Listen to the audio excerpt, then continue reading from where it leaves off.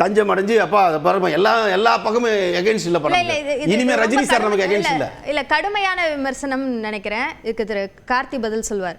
திரு கார்த்தி, அண்ணா வந்து ஒரு 4 ஆண்டுக்கு முன்னாடி ரஜினிக்கு ஆதரவாக பேசினார். ஐயா ரஜினிக்கு ஆதரவாக பேசினார். இன்னைக்கு விஜய்க்கு ஆதரவாக பேசிட்டு இருக்காரு. அப்படி தான் பேசுவார். இல்லை, மாற்றங்கள் வேணும்னா மாறி தானே ஆகணும். மாறுங்க, அது பிரச்சனை இல்லை. இதில் வந்து வேட்டையன் படத்துக்கு வந்து அண்ணன் சீமானர்கள் வந்து பாராட்டி அறிக்கை கொடுத்தாங்க. ஐயா ரஜினிகாந்த் வந்து அண்ணனுக்கு கூப்பிட்டு பேசுகிறப்ப அப்போவே வந்து சந்திக்கலாங்கிற எப்படி எடுக்கப்படுது. 2-3 முறை கேட்குறாங்க. நவம்பர் 8 அன்னைக்கு கேட்குறப்ப அண்ணனோட பிறந்தநாளாக இருக்குது, அதனால் போக முடியல. 2-3 முறை கேட்குறப்ப நானே வர்றேன், உங்களை வந்து பார்க்குறேன் அப்படின்னு போய் அண்ணனே போய் பார்க்குறாங்க. அவ்வளோதான். கமலஹாசன் ஐயா வந்து கட்சி தொடங்கினாங்க, மக்கள் நீதி மையம் அப்படின்னு. அப்போ கமலஹாசன் ஐயா வந்து நான் வர்றேன், முடிச்சிடறேன்.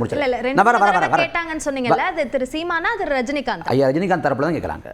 மக்கள் நீதி மையத்தில் தொடங்குறப்ப அன்றைக்கி கமலஹாசன் ஐயா வந்து நான் வந்து பார்க்குறேன், அலுவலகத்துலேயே வீட்லேயே வந்து பார்க்குறேங்கிறப்ப இல்லை நீங்கள் இருங்கன்னா நானே வந்து பார்க்குறேன் அப்படின்னு சொல்லிட்டு நேரில் போய் பார்த்து வாழ்த்தளிச்சு வராங்க. அதே போல் ஐயா ரஜினிகாந்த் வந்து இப்போ சந்திக்க விரும்பினதால போய் சந்தித்து பேசுகிறப்ப ஐயா சொன்னது போல் நாட்டு நடப்பு, சமூக அவலங்கள், அரசியல், திரைத்துறை, ஐயா ரஜினிகாந்தோட படங்கள் எல்லாத்தையும் பேசினாங்க. இவ்வளோதான் விஷயம். அவர் போய் ஆதரவு கேட்கல, கூட்டணி வைக்கணும்னு பேசலை, மறுபடியும் அரசியலுக்கு வாங்கன்னு பேசலை. பேசினது ஒரு என்ன சொல்கிறது, மரியாதை நிமித்தமான ஒரு அன்பின் மிகுதியான சந்திப்பு, அவ்வளோதான். இல்லை கடந்த காலத்தில் நாங்கள் இழுத்தோம். ஐயா ரஜினிகாந்தோட அரசியல் நிலைப்பாடு எதிர்த்தோம். எப்படி அரசியல் பேசணும்னு சொல்லியிருக்காங்க. எல்லாம் தான் பேசியிருக்கோம். அதில் வந்து நாட்டு நடப்பை பேசியிருக்காங்க, திரைத்துறை சார்ந்து பேசியிருக்காங்க, அரசியலும் பேசியிருக்காங்க. மற்றபடி அதோட சந்திப்பு முடிஞ்சு அண்ணன் வந்து அவங்க அண்ணனோட வேலைகளை பார்க்குறாங்க, ஐயா அவங்க வேலையை பார்க்குறாங்களா, முடிஞ்சு போச்சு. இதில் வந்து இதுக்கு இவ்வளவு முக்கியத்துவம் கொடுத்து இதுக்கு உள்நோக்கம் கற்பிச்சு சாயம் பூசி ஊடகங்கள் தான் பிடிச்சிக்கிறாங்க. நீங்கள் இன்னும் சொல்லப்போனால் மாஞ்சோலை தோட்ட தொழிலாளர்கள் இருக்கிறாங்க, அவங்க பாதிக்கப்பட்டு அல்லல் போடுறாங்க, அவங்கள அண்ணன் சீமானை பார்க்குறாங்க, ஊடகங்களில் பேசுபொருள் ஆகிறது இல்லை. அப்புறம் வந்து ஆவடி பக்கம் ஒரு ஊரில் வந்து வீடுகள் இடிக்கப்படுது, அங்கே 50 வீடுகள் இடிக்கப்பட்டு மக்கள் நடுத்தல் அடிக்கிறாங்க, பாதிக்கப்பட்ட மக்களை பார்க்குறாங்க, செய்தி ஆகிறது இல்லை. ஆனால் ஐயா ரஜினிகாந்தை பார்த்து தான் செய்தி ஆகுது. அண்ணன் சீமானர்கள் வந்து தொடர்ச்சியாக களத்து நிற்கிறாங்க, தொடர்ச்சியாக அந்த பாதையில் பயணத்தில் தடம் புரளாமல் அதே நோக்கத்தில் இருக்கும். கடந்த காலத்தில் நாங்கள் வச்ச விமர்சனங்கள் இருக்குது, நிலைப்பாடுகள் இருக்குது, அதில் மாற்றுக்கிறது. இது தனிப்பட்ட ரீதியான ஒரு சந்திப்பு, உறவு வேற, அரசியல் முரண் வேற. அந்த தடம் புரளாமல் என்பதில் தான் ஒரு சந்தேகம் வருது. இது திடீர் சந்திப்பா, திட்டமிட்ட சந்திப்பா? இருவேறு கருத்துக்களும் சொல்லப்படுது. நான் சொல்லிட்டேன்ல, அவங்க சந்திக்க விரும்பினாங்க, ஐயா ரஜினிகாந்த் தரப்பில் சந்திக்க விரும்பினாங்க, ஐயா ரஜினிகாந்த் விரும்பினாங்க, நான் வந்து பார்க்குறேங்கன்னு பார்த்தாங்க, அவ்வளோ விஷயம், இது முடிஞ்சு போச்சு. இதுக்கு மேலே அது ஒன்றும் இல்லை. ஆனால் இந்த சந்திப்புக்கு இவ்வளவு உள்நோக்கம் இருப்பாங்க. இதுக்கு வந்து அண்ணன் சொல்கிறது போல் பாஜகன்னு உள்நோக்கம் கற்பிக்கிறாங்க அப்படின்னு அண்ணன் சொன்னாங்க. உண்மையிலேயே பாஜகவுக்கு ஆதரவு யார் நடக்கிறாங்கன்னா திமுக தான் நடக்குது. அவங்க ராஜ்நாத் சிங்கை கூப்பிடுவாங்க, வெங்கையா நாயுடுவை கூப்பிடுவாங்க, மோடியோட போய் நெருக்கமாக உட்காந்துருப்பாங்க. எதுவும் உள்நோக்கத்துக்கு வராது. எல்லாமே வந்து அரசியல் நாகரிகம், அரசியல் மாண்பு அப்படின்னு பார்க்கப்படும். ஆனால் நாம் தமிழக கட்சி சந்திச்சுட்டா உடனே அதுக்கு உள்நோக்கம் சங்கி அப்படின்னு முத்துற. இப்போ இந்தியா கூட்டணியில் உத்தவ் தாக்கரே இருக்கார். உத்தவ் தாக்கரே இந்துத்துவ கோட்பாடு ஏற்றுக்கொண்டவர். நீங்க சொல்ற அந்த சந்திப்புகள் நடந்த போதெல்லாமும் அதுவும் பேசு பொருளானது, அதுவும் விவாத பொருளாக எடுக்கப்பட்டது. அதெல்லாம் திட்டமிட்ட சந்திப்பு என்றால் திட்டமிட்ட சந்திப்பிற்கான தேவை இப்போ என்ன இருக்கு? ஏன்னா இது திரு ரஜினி தரப்புல இருந்து இந்த சந்திப்புக்காக கேட்கப்பட்டது அப்படின்னு சொல்றீங்க இல்லையா? ஆனா அரசியல் பற்றியும் பேசப்பட்டது அப்படின்னு திரு சீமான் சொல்லும் போது விஜயோட வருகையோட தொடர்பு படுத்தி பார்க்க வேண்டிய. விஜயோட வருகைக்கு இதுக்கு என்னங்க சம்மந்தம் இருக்கு? இதுக்கு சம்மந்தமே இல்லைங்க. விஜய் வந்து நாம் தமிழக கட்சி ஆதரிச்சா கூட சந்திப்பு பண்ணிருக்கோம். இதுக்கும் சம்மந்தமே கிடையாது.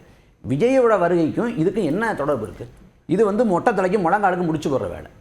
எங்களுக்கு எதிரிங்கிறது திமுக, அதிமுக, காங்கிரஸ், பாஜக தான். எங்களுக்கு வந்து விஜய் எதிரி கிடையாது. நாங்கள் அவரை உதிரியாக பார்க்குற முடியும், எதிரி நாங்கள் ஒருபோதும் பார்க்கல.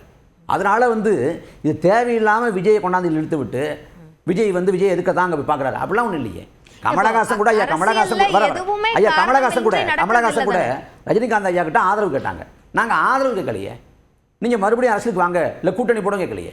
சந்திக்க விரும்பினாங்க, சந்தித்தோம், நல்லா விசாரித்தோம், பல நாட்டு நடப்புகள், அரசியல் சூழல் எல்லாத்தையும் பேசினாங்க, முடிஞ்சு போச்சு. நீங்கள் சந்திப்புக்கே பெரிய உள்ள கருப்பிச்சு இதோட அதை முடிச்சு போட்டு ஒரு கருத்துருவாக்கம் செய்கிறாங்க. அதுதான் இங்கே பிரச்சனையாக இருக்குது. மக்களை சந்திக்கிறப்ப, போராட்ட காலத்தில் பாடுபடுற மக்களோடு ஆதரவு கடன் நீட்டுறப்ப அது செய்தியாக மாட்டேங்குது, அது வந்து வாத பொருளாக மாட்டேங்குது. இப்போ நாம் தமிழக கட்சியில் வந்து இவங்க வெளியேறாங்க, அவங்க வெளியேறாங்கன்னா மாதந்தோறும் கட்சியிலேருந்து 4 பேர் 5 பேர் நீக்கப்படுறாங்க. நாம் தமிழக கட்சி நீக்கிற செய்தியாக மாட்டேங்குது. நாம் தமிழக கட்சி விட்டு யாராவது போயிட்டாங்கன்னா செய்தியாக மாறுது. ஏன்னா இப்படிப்பட்ட திட்டமிட்ட ஊடக கட்டமைப்பு, ஊடக கருத்துருவாக்கம் நிகழ்த்தப்படுது. நாம் தமிழக கட்சியில் கடந்த 15 நாட்களில் வந்து ஒரு 5-6 மாநில ஒருங்கிணைப்பாளர் நியமிக்கப்பட்டிருக்காங்க. எந்த ஊடகத்திலேயாவது ஒரு நியூஸ் கார்டாக போட்டாங்களா, செய்தியாக போட்டாங்களா? ஏன் போடலை? இல்ல நீங்க இல்ல ஊடக கட்டமைப்புன்னு சொல்றீங்க. இப்ப நாங்க ஏன் இத விஜயோட தொடர்பு படுத்தி பேசுறோம்னா, செய்தியாளர்களோட பேட்டியில கொடுக்கும்போது ஒரு விஷயத்தை திரு சீமான் குறிப்பிடுறாரு. திடீரென்று மக்களோடு அல்லாத திடீர் தலைவர்கள் உருவாகிறார்கள் அப்படின்னு சொல்றாரு. யாரை குறிப்பிடுறார்? விஜய் தான் குறிப்பிடுறாங்க. அப்படி யார் வந்தாலும் குறிப்பிடுவோம். விஜயன் தானே அப்படி வர எல்லாத்தையும் பேசாங்க. இந்த விஜய்க்காக இப்போ சந்திச்சது இல்லை. சந்திக்கிறப்ப எல்லாம் பேசப்பட்டப்ப அதுவும் பேசப்பட்டிருக்கலாம். அவ்வளோதான் விஷயம். விஜயை பொறுத்த வரைக்கும் அவர் வந்து களத்தில் இறங்கி மக்களை சந்தித்து மக்களுக்காக போராடி மக்களுக்காக பாடுபட்டு மக்களை அரசியல்படுத்தி மக்களை அணிதிரட்டி அப்படி தான் ஒரு தலைவராக உருவாகணும். அவர் கேரவன்லேருந்து மேடை ஏறுவார், மேடையிலேருந்து கோட்டைக்கு போவார். அப்படின்னா அது சரியாக இருக்காது. இது வரைக்கும் மக்களை சந்திக்க மாட்டேங்கிறாரு. நீங்கள் ஊடகங்களில் வந்து விஜயை பற்றி எத்தனை வாதம் எடுத்துருக்கீங்க? என்னைக்காவது பத்திரிகை சந்திப்பை விஜய் நடத்திருக்காரா? இல்லை புஷியானந்த் நடத்திருக்காரா? ஏன் நடத்த மாட்டேங்கிறாங்க? அப்போ ரொம்ப அந்நியமான அரசியல் பண்ணுறாங்கல்ல. அப்போ தலைவர்கள் திடீர்னு உருவாக்கப்படுறாங்க.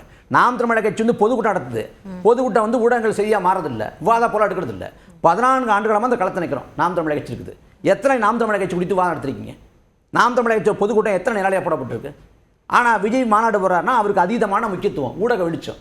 அப்போ இது வந்து செயற்கை தானே. இல்லை, இப்போ நான் அந்த ஸ்டாட்டிஸ்டிக்ஸை இப்போ நான் கொடுக்க முடியாது என்னால். அது எனக்கு தெரியும். என்னுடைய இந்த கேள்விக்கான பதிலை நான் கேட்குறேன். அதற்கான பதில் இல்லைன்னா நான் அடுத்தவர்கிட்ட போகிறேன். நான் சொல்கிறேன், ஊடகங்கள் வந்து திரும்ப நாம் தமிழர் கட்சி எல்லாரும் வெளியேறாங்க, கூடாரம் காலியாகி கொண்டிருக்கு, அங்கே வந்து நன்மதிப்பை இழந்துட்டாங்க, நம்பிக்கை இழந்துட்டாங்க என்பது போல் ஒரு மாய தோட்டத்தை ஏற்படுத்துகிறாங்க. நீங்கள் நான் வெளிப்படையாக சொல்கிறேன், நாம் தமிழர் கட்சிக்குள்ள தனிப்பட்ட பேசிக்கிறது எல்லாமே ஒளி நாடாக்களை வெளியிட்டது யார்?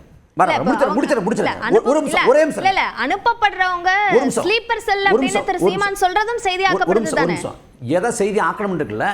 நாம் தமிழர் கட்சியில மாநில ஒருங்கிணைப்பாளர் நியமிக்கப்படுறோம். நாம் தமிழர் கட்சியில் ஒரு மாநில ஒருங்கிணைப்பாளர் நியமிக்கப்பட்டிருக்காரு. அண்ணன் சீமானவரோட ஊடக சந்திப்பு, அண்ணன் சீமானவரோட சுற்றுப்பயணம், இதெல்லாம் நம்ம அறிவிப்பா வெளியிடுறோம். செய்தியா மாறது இல்லையே. அப்ப என்னன்னா 400 பேர் உள்ள வர்றாங்க. எது செய்தியாக்கப்படணும் அப்படின்ற வரையறையை அதுல அரசியல் முடியும். அதுல அரசியல் இருக்குங்க. இப்ப என்னன்னா 400 பேர் கட்சிக்குள்ள வர்றாங்க, செய்தி ஆகிறது இல்ல. 40 பேர் வெளில போறாங்க, செய்தியா மாறுது. அப்ப என்னன்னா நாம் தமிழர் கட்சி தேய்மானம் அடையுது, வளரல என்பது போல ஒரு தோட்டம் ஏற்படுத்தப்படுது.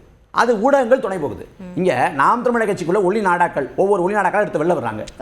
வர முடிச்சாங்க. விட்டது யாருன்னா திமுக ஆதரவு உதிரிகள். யார் வேலை செய்யறா பின்னாடி இருந்தனா உளவுத்துறை, காவல்துறை. இதே நாட்டில் பெகாசஸ் மென்பொருள் பேசுபொருளாக இருக்கு. தனிப்பட்ட ஒருத்தரோட அந்த தனி உரிமையை எப்படி பாதிக்கிற வகையில் இந்த உளவு பார்க்கலாம், வேவு பார்க்கலாம்னு பேசுபொருளாக இருக்கு. ஒட்டுக்கு பேசுபொருளாக முடிச்சிருங்க. அதே அதே முடியாது திரு இடும்பாவனம் கார்த்திக். இல்ல நீங்க இப்போ வர செய்தி என்ன புரிஞ்சுக்கங்க. இல்ல நான் வர முடிச்சிருங்க. முடிங்க. இதே நாட்டில் ஒரு பொது சமூகம் ஒரு கட்சிக்குள்ள தனிப்பட்ட அவங்க பேசிக்கிறத எல்லாத்தையும் எடுத்து வெளில விட்டு அது அப்பட்டமான குற்றத்தில் ஈடுபடுறதை இந்த பொது சமூகம் அமைதியாக கடந்து போகுது. ஏன்னா நாம் தமிழர் கட்சிகள் சிண்டு முடிஞ்சு பண்ணணும், குழப்பத்தை ஏற்படுத்தணும், நாம் தமிழர் கட்சி குறித்து வெளில வந்து ஒரு அவதூறான தோட்டத்தை ஏற்படுத்தணும் அப்படின்னு நினைக்கிறாங்க. அதுக்கு தான் எல்லாம் துணை போகிறாங்க. சரி திரு ரஜினியை சந்திச்சது சந்தேகம் வரணும் என்பதற்காகத்தானே திரு சீமானே சொல்றாரு. ஆனா நாங்க